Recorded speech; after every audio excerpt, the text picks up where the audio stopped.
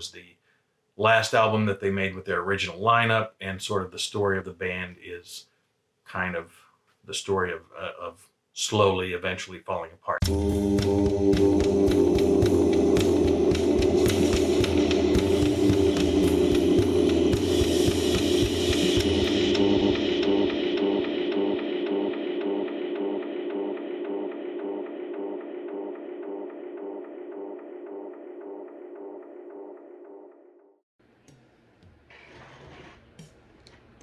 AVC, Plastic Air Cure, Plastic Soundwave Cult, here for a nice, not quite fall day of Collection Connection. The game that's just an excuse to talk about music. I play this game with my brother. He's over on his channel, Good Show Poncenby. I'm gonna have to get used to saying that because he just recently changed his channel name. So if you're subscribed to him and it comes up, show me Poncenby, that's him. He's not Tremendous Views anymore. Just forget Tremendous Views. Forget it. I show my videos every Monday. He shows his every Thursday. Back and forth. We make connections between records. And the last record that Bryce showed was House of Love. Now, this album was I believe their second album. If I'm reading up on the history, I'm not familiar with House of Love. I did like what I heard. I didn't get to listen to the whole album yet, but I did get a chance to listen to the first few songs all the way through, and then I kind of sampled the next few songs just so I could get this out late. So the interesting thing about that second album is their first album was Untitled, and this album was also Untitled, and it's known as the Butterfly album, as it has that big picture of the butterfly on it. So I went with the title on that one, which is it's Untitled and has an unofficial name. And you know, an example of that would be the first 4 Peter Gabriel albums, technically untitled, but or self-titled. I guess some people say self-titled. I guess if you have the name on the band on there, maybe it's self-titled. I don't know. But it was known. It was known as like the different Peter Gabriel records were known as like Scratch, Melt. You know, they had some unofficial names. But I didn't go with that. I think I decided to go with, so I could knock this one out, the most famous Untitled album I think out there, Led Zeppelin. Untitled. Which is, I don't know if that's considered its official name. I know that's how they refer to it as that on Discogs. But no,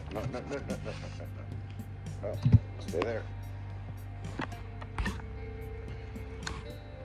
Oh, you gotta be kidding me. So, now we're back on track here. This album here was purposely untitled. Didn't have the name of the band on it at all. Not like the House of Love ones. But people found out right away which album it was. A lot of people consider this the peak of Led Zeppelin. I don't know. There's a lot of good stuff that they did after this too. So I don't know if I'm necessarily in that camp. As far as Led Zeppelin albums go, this is right up at the top there for me as well. I mean, I love When the Levee Breaks. That's probably after the song about getting hanged, Gallows song. Of course, It Left Me Now, my favorite song. And When the Levee Breaks is a really close second. I guess, Jimmy Page and Robert Plant went out and bought this picture and then had it set up, and you know, this is still done by I believe Hypnosis still does the cover for this. But you got that there, you know, and then you got it's a gatefold. Interesting thing about this guy here, he is the Hermit and tarot cards. So it's always interesting to me that they pick that image. I mean, it's a direct image from the tarot cards. This album has a few different unofficial names. 4 is probably one of the more common ones that I've seen. Zoso is a common one. And when I looked it up, I heard that some people call it the Symbols album because of the, you know, the different symbols that show up on the inner sleeve. And this is what they're referring to. These symbols at the top here.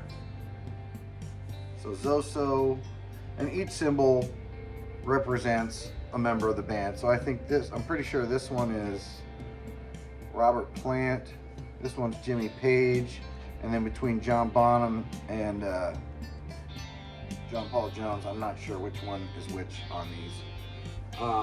But you know, you have your lyrics to the famous song in here, which is obviously Stairway to Heaven. Probably the most notable song, as far as I don't think anybody doesn't know it, and people who even like Led Zeppelin can't stand that song after a while because it's been played so much. I would say that probably is Led Zeppelin's most played song. Yeah, I think it's a fantastic album. It's kind of the one that got me into Zeppelin, because I heard When the Levee Breaks, and when I heard that song, I was like, what's that on? And went ahead and got that album. And so with that, I'm sure I'm way over my time now because I had a break because of the cat. So, I just want to say it's not just about the music. And until next time, bye.